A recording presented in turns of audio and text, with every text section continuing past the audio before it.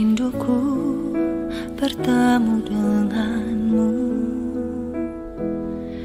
dengan hati yang murni, tangan yang bersih. Ku naik ke atas gunung kudus Tuhan. Dengan apa ku dapat naik ke gunung Tuhan? Rinduku bertemu denganmu,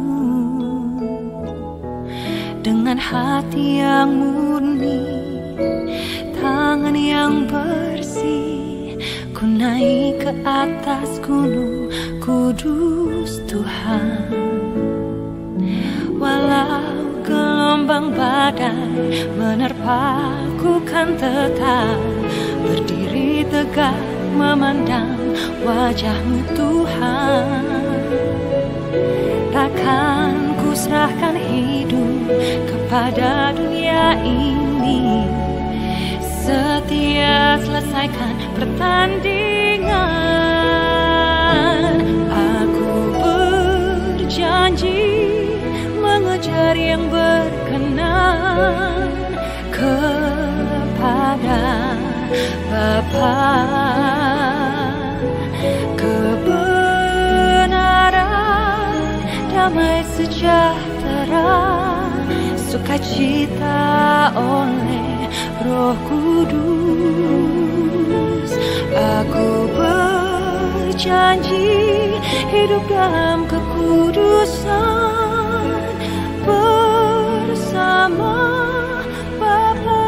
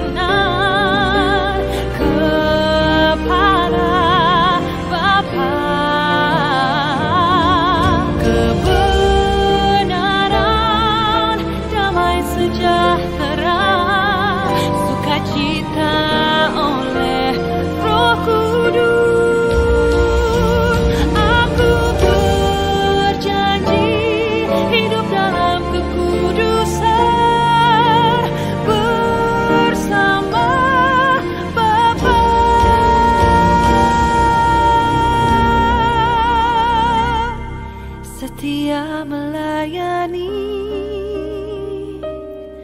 perasaan Bapa.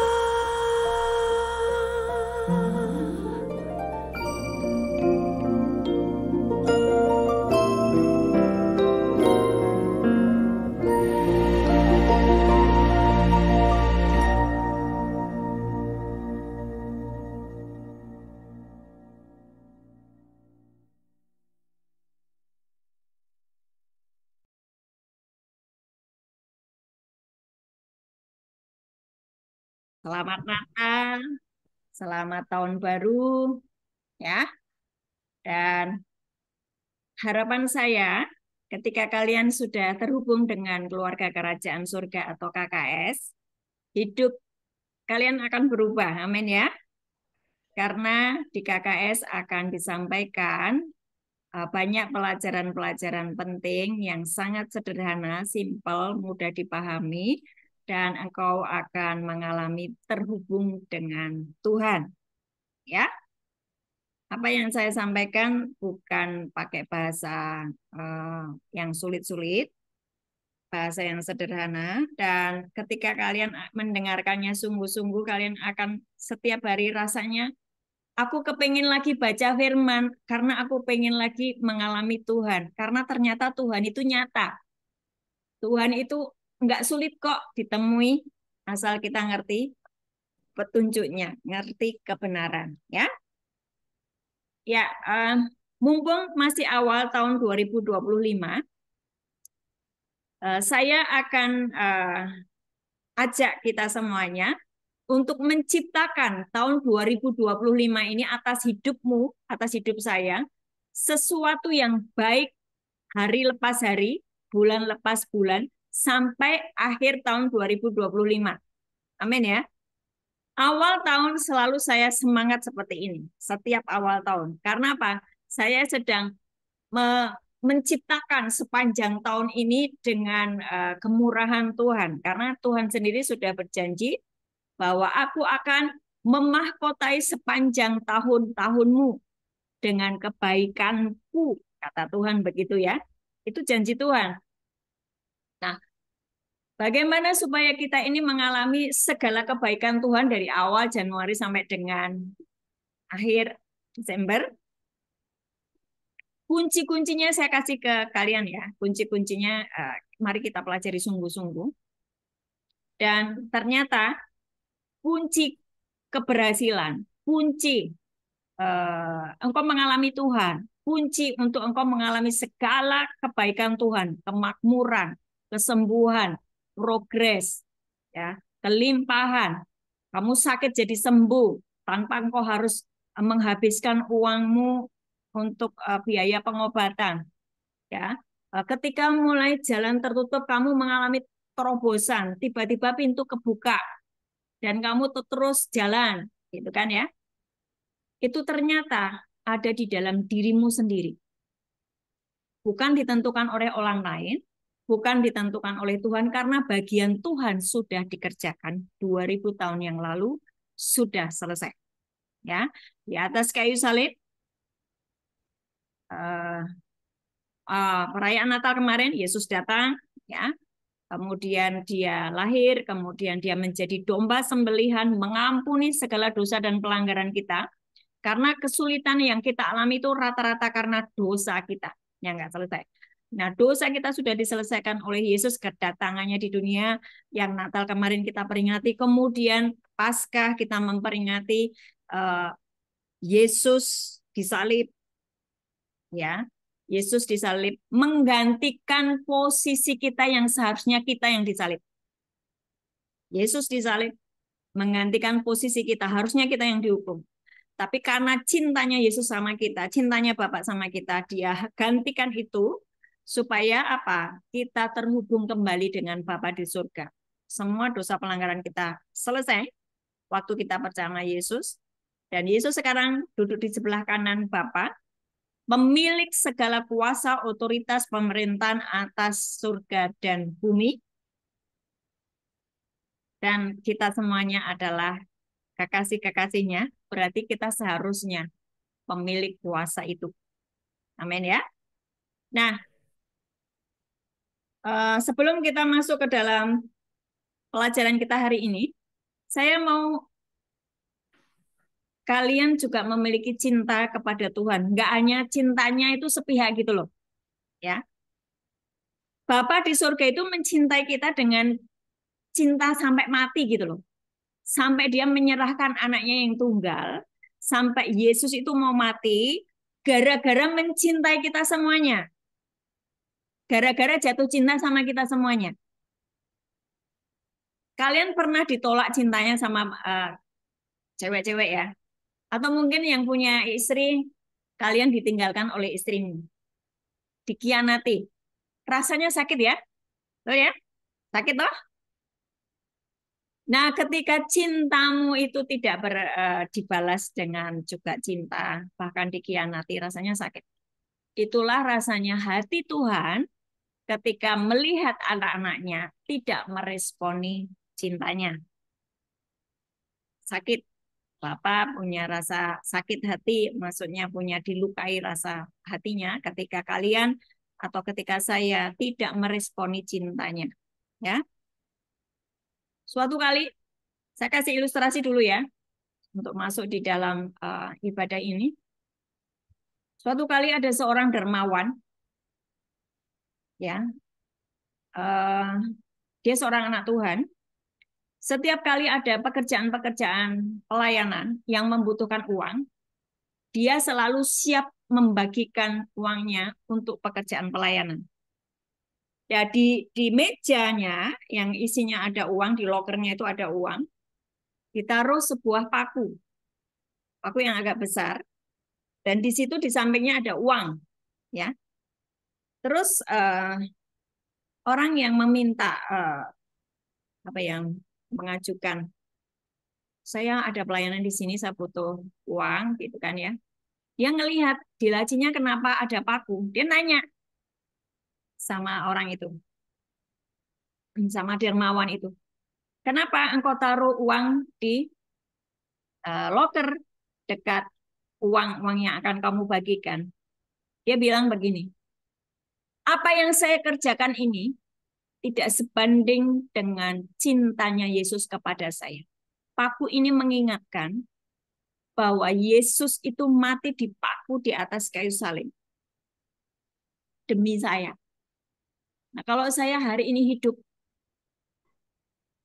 dan saya membagikan harta saya, membagikan uang saya kepada banyak orang, tidak sebanding dengan cintanya Yesus kepada saya. Saya harap apa yang saya sampaikan hari ini mengubah hidupmu ya. Engkau harus selalu ingat betapa Yesus sudah mengasihimu. Mari hari ini di awal tahun 2025 ini, persembahkan hidupmu untuk Tuhan. Nggak sulit kok sebetulnya. Untuk hidup seturut dengan apa yang Tuhan mau itu tidak sulit.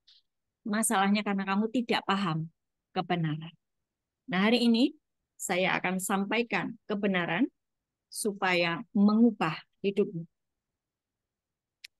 Di bulan Desember, saya sudah ajarkan kepada kalian semua bahwa ternyata pikiran kita ini mengendalikan atau menentukan hidup kita. Kita bisa menciptakan masa depan oleh karena pikiran-pikiran kita. Itu ayatnya di Amsal 4 ayat 23. Ini saya coba mengulang dulu ya, di bulan Desember lalu. Saya sampaikan bahwa pikiranmu itu ternyata menentukan hidupmu. Hari ini hidupmu seperti apa itu sebetulnya didasari oleh karena pikiran-pikiran. Ya. Manusia terdiri dari tubuh, jiwa, dan roh. Ingat ya, ingat ini dulu. Kalau pelajaran ini kalian nggak bisa nangkep, maka sulit mempelajari tentang hal-hal yang Tuhan sudah sediakan. Ingat, manusia diciptakan terdiri dari 3 hal. Tubuh, saya bisa menyentuh tubuhmu ketika saya nyubit atau saya berjabatan tangan gitu ya. Kita bisa bersentuhan secara tubuh gitu ya. Jiwa, bagaimana saya menyentuh jiwamu adalah ketika saya berkata-kata yang menyakitkan, kamu tersinggung. Gitu ya. Ketika saya ngomong sesuatu yang memberikan semangat, maka kamu semangat seperti diberi kekuatan yang baru. Itu lewat ucapan saya. Saya bisa menyentuh jiwamu. Saya bisa menyentuh yang namanya perasaanmu. Jiwa itu tubuh, jiwa, dan roh. Jiwa itu isinya pikiran, perasaan, keinginan, emosi.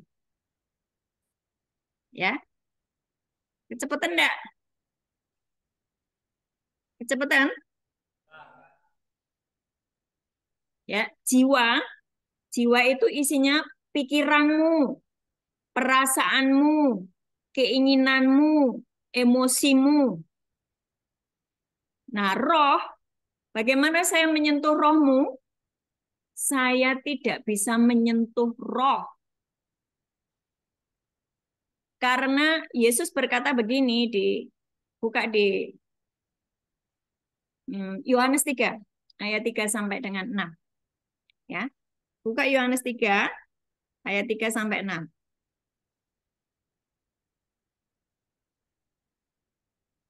Yohanes 3 ayat 3 sampai 6. Semua yang punya Alkitab dibuka ya, karena itu buku pedomanmu supaya engkau hidup selaras dengan apa yang Tuhan mau. Dan sesungguhnya semua sudah disediakan. masalah keuanganmu Tuhan sudah sediakan, kesehatanmu Tuhan sudah sediakan, progres di dalam keluargamu Tuhan sudah sediakan, pemulihan dalam keluargamu Tuhan sudah sediakan. Masa depanmu Tuhan sudah sediakan. Masalahnya karena kamu tidak pernah membuka buku petunjuknya, sehingga engkau tidak paham. Ya, Yohanes 3 ayat 3, Yesus menjawab katanya, aku berkata kepadamu, sesungguhnya jika seorang tidak dilahirkan kembali, ia tidak dapat melihat kerajaan Allah.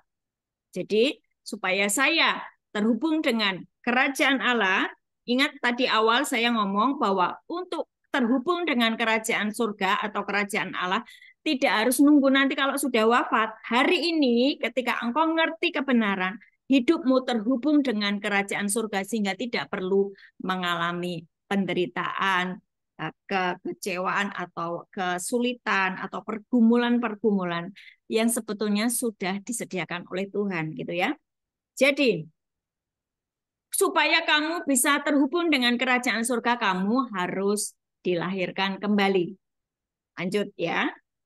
Kata Nikodemus kepadanya, bagaimanakah mungkin seorang dilahirkan kalau ia sudah tua? Dapatkah ia masuk kembali dalam rahim ibunya dan dilahirkan kembali? Nah, ini pertanyaanmu juga kan?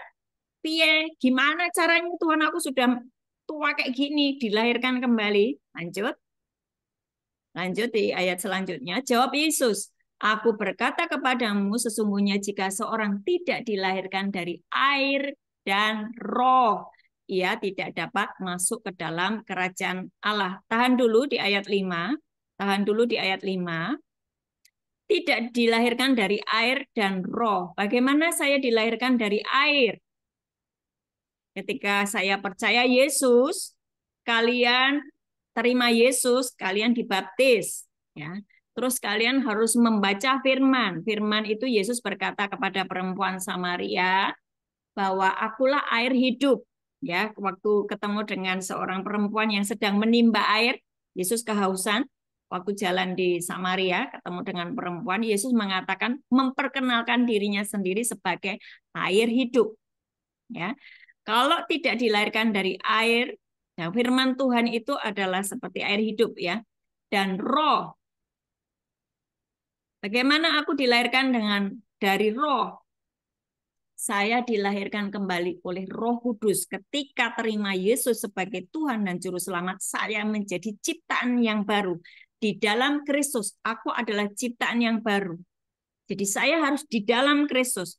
Kalau saya percaya sama Yesus, tapi hidup saya di luar Kristus, maka sebetulnya saya masih manusia lama, bukan manusia baru. Ya, waktu saya masih hidup di luar firman. Jadi firman tidak saya pakai sebagai pegangan hidup, maka sebetulnya saya masih manusia lama.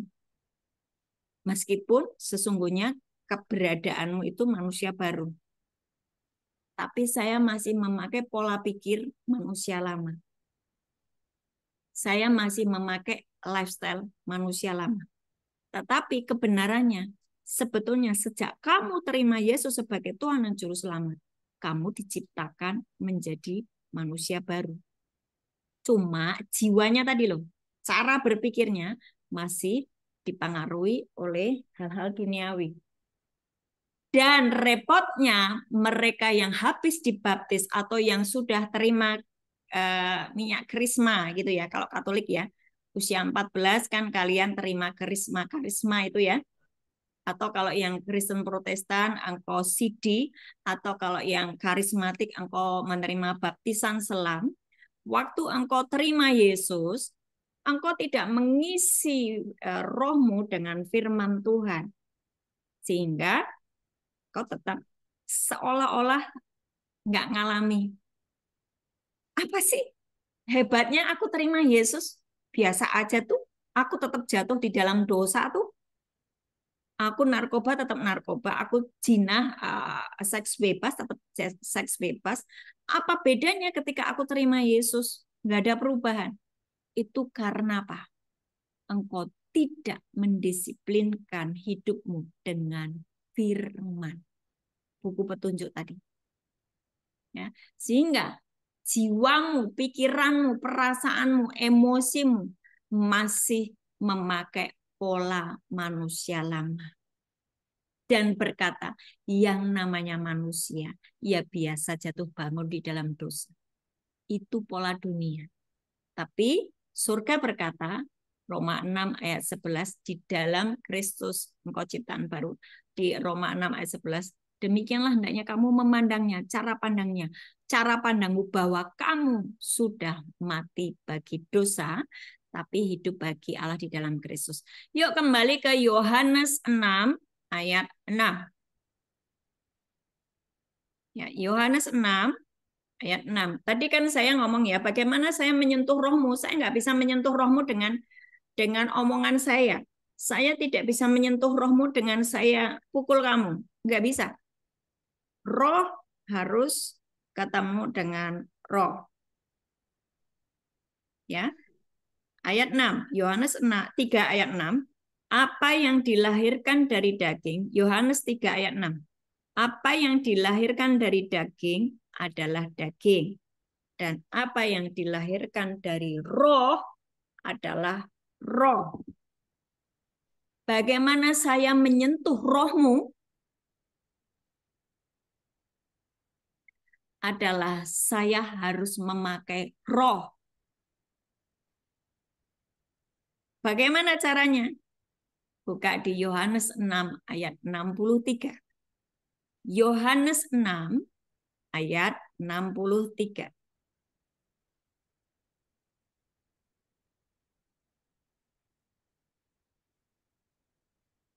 Rohlah yang memberi hidup, daging sama sekali tidak berguna. Perkataan-perkataan yang kukatakan kepadamu adalah roh dan hidup. Ini Yesus yang ngomong ya. Yesus yang ngomong. Perkataan-perkataan yang kukatakan kepadamu adalah roh dan hidup. Artinya firman Allah itu roh dan hidup. Jadi ketika saya akan mengajarkan atau ingin mengurusi rohmu yang dalam kegelapan, yang dalam diikat atau dibelenggu oleh roh-roh jahat, ya. Engkau jatuh bangun terus di dalam narkoba. Engkau jatuh bangun terus di dalam seks bebas. Engkau jatuh bangun terus di dalam pembunuhan. Engkau jatuh bangun terus di dalam mamon.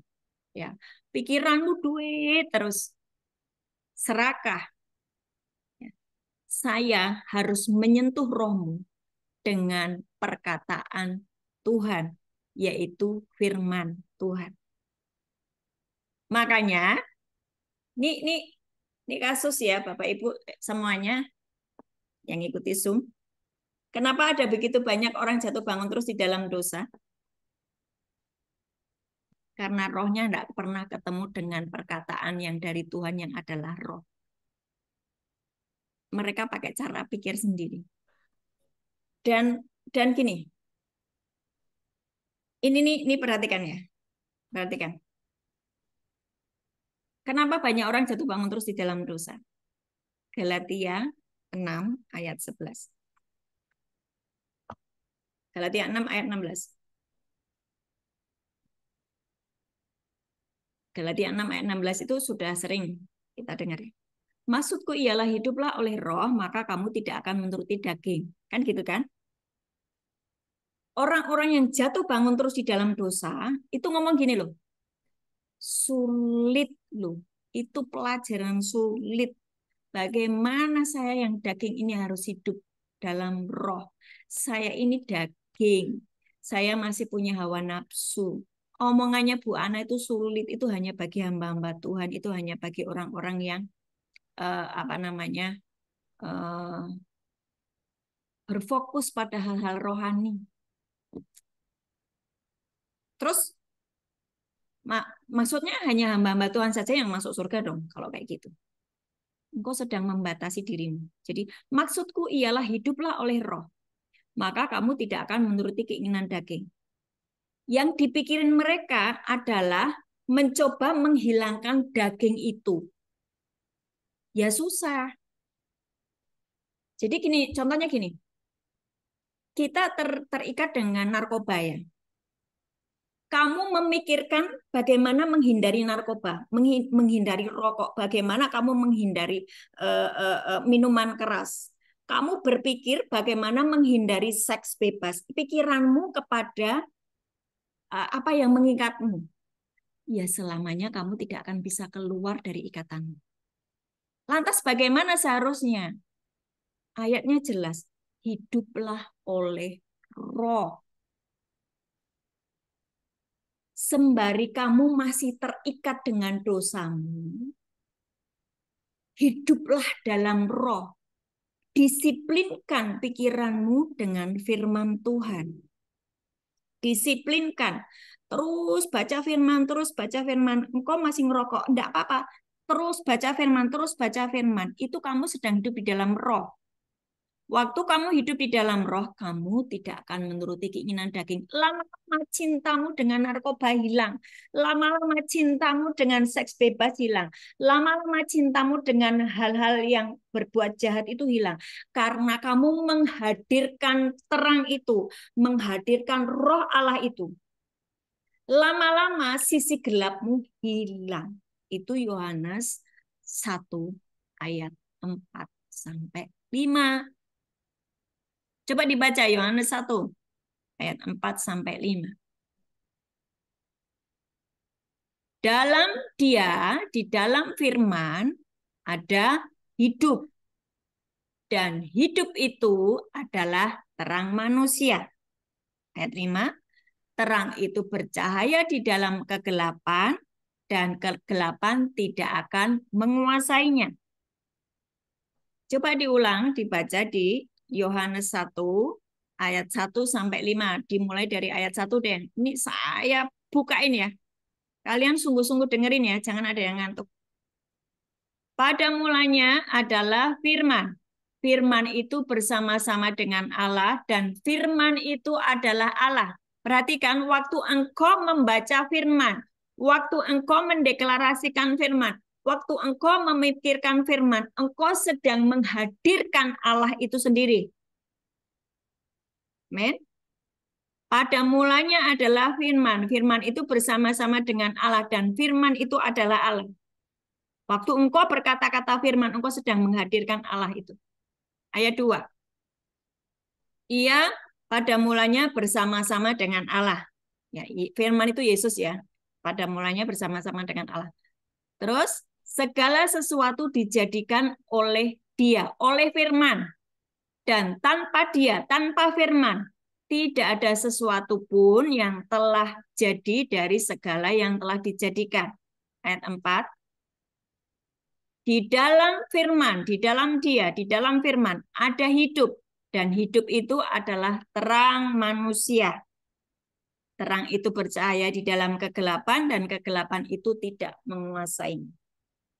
Ada orang-orang yang terikat dengan narkoba dan ketika dia sudah divonis sekian tahun di lapas, ya, mau enggak mau dia harus ikut ibadah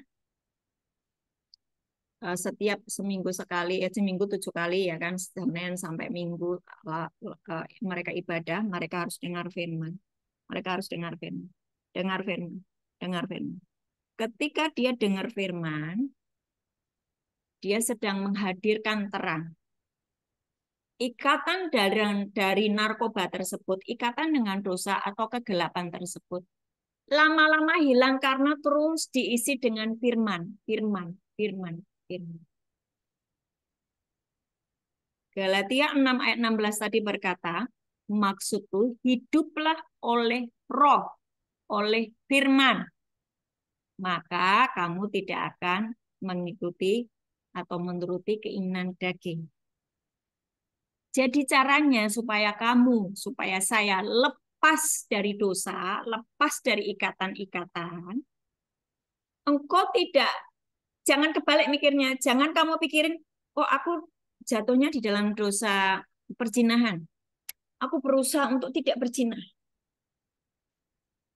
Aku berusaha untuk tidak menonton pornografi. Aku berusaha untuk tidak melakukan onani, masturbasi. Aku lepas ini. semakin kamu memikirkannya, semakin kamu tidak bisa mengerjakan.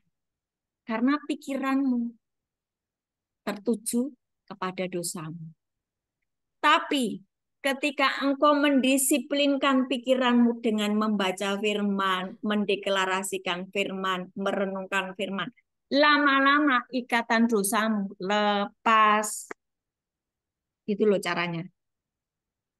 Kenapa kalian terus terikat dengan dosa? Karena firman tidak pernah kamu konsumsi, firman tidak pernah kamu baca, firman tidak pernah kamu renungkan. Kau hanya berusaha keluar dari dosamu dengan kekuatanmu sendiri. Oh, tidak nonton pornografi. Ya memang seperti itu. Tapi engkau harus imbangi dengan firman. Karena engkau sedang menghadirkan Tuhan. Dosa yang kau kerjakan itu adalah karena iblis berbondong-bondong menyerang hidupmu. Mengikat hidupmu. Bagaimana kamu melawan iblis? Hadirkan Tuhan. Mendekatlah kepada Allah, lawanlah iblis, maka ia akan lari daripadamu. Itu kan di kitab Yakobus 4 itu, nggak salah ya. Betul ya? Mendekatlah kepada Allah, lawanlah iblis, maka ia akan lari daripadamu. Yakobus 4 kalau nggak salah. Bagaimana saya mendekat kepada Allah yang nggak kelihatan? Tadi dibilang bahwa perkataan-perkataan yang kukatakan kepadamu adalah roh dan hidup. Jadi bagaimana saya mendekat kepada Allah? Lewat firman. Baca firman, renungkan firman, imajinasikan firman, maka engkau sedang menghadirkan Allah di dalam hidupmu. Nah sekarang saya akan baru bahas tentang pikiran Kristus ya. Wow, sudah hampir 1 jam Bu, Ibu belum masuk ke dalam intinya. Perhatikan pernyataan ini. Imajinasimu adalah penguasa di alam roh. Ya, imajinasimu, pikiranmu, itu bisa menguasai alam roh. Alam roh itu apa sih? Hari ini kamu bisa melihat teman-temanmu ini alam fisik. Tapi ada yang disebut dengan alam roh atau alam roh itu atau alam kekal. Itu surga, neraka, Tuhan, iblis, para malaikat, orang-orang kudus itu alam roh, dimensi alam roh. Ya, surga itu alam roh, neraka itu alam roh. Kekekalan itu alam roh, dimensi alam roh. Ya. Waktu saya, pikiran saya, imajinasi saya disiplinkan dengan firman, saya merenungkan firman setiap hari, saya mendeklarasikan firman setiap hari, maka otomatis akan keluar kata-kata di mulut saya. Ya kan? Imajinasi saya, ucapan saya itu mempengaruhi alam roh. Contoh, ketika saya disakiti orang, ya, ketika saya disakiti orang, firman berkata, ampunilah. Oh, dia bikin dosa terus, dia bikin salah saya terus Tuhan. Sampai seberapa kali saya mengampuni? 70 kali 7 di dalam sehari. Artinya senantiasa mengampuni. Oke Tuhan, pikiran saya tidak tertuju kepada kemarahan, kebencian, tidak. Tetapi pada firman yang berkata, ampunilah. Maka saya memikirkan kebaikan orang itu, bukan sisi kejelekannya. Maka saya memikirkan bagaimana saya mengampuni dia. Oh, saya kasih roti, saya belikan apa kayak gitu ya, supaya saya membalas kejahatannya dengan kebaikan. Maka saya sedang berdamai dengan Bapa di surga. Maka saya sedang menciptakan di dimensi alam roh sebuah keadaan yang berbalik. Orang itu yang tadinya dikuasai oleh kejahatan, dia akan dijamah oleh Tuhan dan dia tiba-tiba akan menjadi baik. Saya menciptakan perdamaian dengan orang itu, bukan permusuhan. Maka tiba-tiba saya bisa berdamai dengan orang itu, saya hidup tetap di dalam damai sejahtera, kabel saya yang nomor 2 nggak lepas dengan surga, ya kan? Tadi kan dibilang bahwa supaya terhubung dengan kerajaan surga, engkau harus hidup di dalam kebenaran, firman Tuhan, dan damai sejahtera. Kamu berdamai, saya berdamai dengan orang yang menyakiti saya, dan saya hidup dalam sukacita. Maka tiba-tiba ketika saya mengampuni orang itu, sukacita saya penuh. Saya tidak ada kebencian, tidak ada kemarahan. Sehingga menciptakan di alam roh atas hidup saya kesembuhan dalam tubuh saya. Ya, ada kesembuhan di dalam tubuh saya, ada berkat di dalam diri saya. Ya, karena apa? Ketika saya mengampuni, saya diampuni, dan itu tetap terhubung dengan Tuhan. Terhubung dengan Tuhan itu berkat pasti datang. Oke? Contoh lagi misalnya gini. Seseorang di dalam pikirannya dipenuhi dengan yang namanya ketakutan dan kecemasan. Takut ya, nanti jangan-jangan anak-anakku kecelakaan di jalan. Takut ya, takut nanti jangan-jangan anakku jatuh di jalan.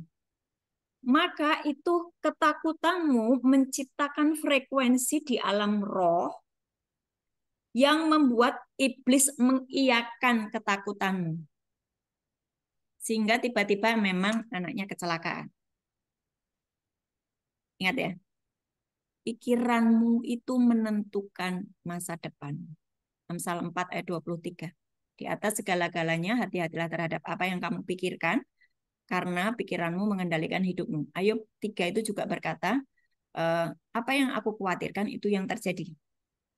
Ya. Pikiranmu, kalau engkau berpikir negatif, dan bahkan engkau mengucapkan hal yang negatif, maka engkau sedang menciptakan di dimensi alam roh, terjadi di fisik, di kehidupanmu sehari-hari, sesuai dengan apa yang kamu takutkan, dan apa yang kamu pikirkan, dan apa yang kamu ucapkan. Sampai di sini paham? Yang paham kasih jempol. Oke. Pikiranmu adalah penguasa di alam roh. Perkataanmu, kata-katamu adalah penguasa di alam roh. Maksudnya apa? Apapun yang kamu pikirkan bisa menentukan suatu kejadian. Apapun yang kita ucapkan itu bisa terjadi. Jadi di alam roh, pikiran kita itu mempengaruhi banyak hal yang terjadi di alam semesta ini. Di alam roh ada sebuah departemen atau sebuah bagian tertentu yang disebut dengan departemen kuasa perkataan dan imajinasi atau pikiran. Jadi ketika kita sedang berpikir, kita sedang mempengaruhi banyak hal di dimensi alam roh. Saya kasih contoh ya. Sorry, saya minum dulu. Suami saya, seorang yang suka diem gini, tapi imajinasinya jalan. Dia mengimajinasikan banyak hal. Contoh, waktu itu tahun 2019 atau sekitar 2018 ya. Dia mengimajinasikan sesuatu, dia tulis itu. Ya. Tahun 2019 aku akan dapat rumah di Jalan Tengger gitu kan. Terus nanti kalau aku pensiun, aku punya gaji sekian. Nanti tahun kesekian aku sudah punya cucu gitu. Dia tulis itu imajinasinya. Imajinasi. Angan-angan, pikiran. Tapi dia imajinasikan sesuatu yang baik. Keinginan. Ya kan? Itu kan di jiwa. Keinginan, perasaan, cita-cita, pikiran. Dia tulis itu semuanya. Nah, dia tulis itu di kertas dan itu tanpa sepengetahuan saya menemukannya ketika lagi bersih-bersih Wow, keren juga nih imajinasinya. Saya hadapkan di hadapan Tuhan. Tuhan, ini imajinasi dan keinginan dan cita-cita suamiku. Itu tahun 2018. 2019 terjadi. Kami punya rumah di Tengger yang sekarang ini saya zoom lewat Jalan Tengger ya di Semarang. Terus dia punya imajinasi kalau nanti ke pensiun dia punya uang setiap bulannya sekian. Itu terjadi loh. Sampai hari ini duitnya seperti itu. Seperti yang dia imajinasikan. Terus nanti tahun sekian aku sudah punya cucu dan itu mulai terjadi. Maksudnya ya Tuhan memberikan anak perempuan saya sebuah calon gitu ya dan sudah ada prepare semuanya. Perhatikan, saya memberi contoh ini sebuah contoh yang simpel, nggak sulit. Kalian bisa menciptakan masa depanmu sendiri lewat pikiranmu. Hari ini, kalau pikiranmu narkoba terus, hidupmu akan dibelenggu oleh narkoba sampai kamu mati, sampai dikubur. Kamu tidak mengerjakan apapun, ingat paku tadi. Pakunya di atas kayu salib. Yesus sudah mencintaimu. Yesus sudah mengasihimu. Apa yang kamu berikan kepada Yesus? Ya kan? Pikiranmu mengendalikan hidupmu. Pikiranmu hari ini seks bebas terus, kamu akan melakukan seks bebas. Sekali lagi, perhatikan pikiranmu dan bagaimana saya memiliki pikiran Kristus. 1 Korintus 2 ayat 16. Ini closingnya ya. 1 Korintus 2 ayat 16. Ini yang lapas anak-anak masih tergabung ya. Oke. 1 Korintus 2 ayat 16, sebab siapakah yang mengetahui pikiran Tuhan sehingga ia dapat menasehati dia, tetapi kami memiliki pikiran Kristus. Ini ayat tidak hanya untuk Paulus saja, tetapi bagi kita semua yang percaya sama Yesus, kita memiliki pikiran Kristus. Dari mana saya bisa berkata bahwa saya dan kita semua memiliki pikiran Kristus? Ingat, 2 Korintus 5 ayat 17 tadi berkata, di dalam Kristus aku adalah ciptaan yang baru, yang lama sudah berlalu, yang baru sudah tiba. Di dalam Kristus. Waktu engkau percaya sama Yesus, engkau tinggal di dalam Kristus. Waktu engkau tinggal di dalam Kristus, engkau pasti punya pikiran Kristus dong. Oke. Saya kasih lagi ayat Roma 6 ayat Roma 8 ayat 8 sampai 11. Roma 8 ayat 8 sampai 11. Mereka yang hidup di dalam daging tidak mungkin berkenan kepada Allah. Roma 8 ayat 8. Mereka yang hidup di dalam daging tidak mungkin berkenan kepada Allah. 9.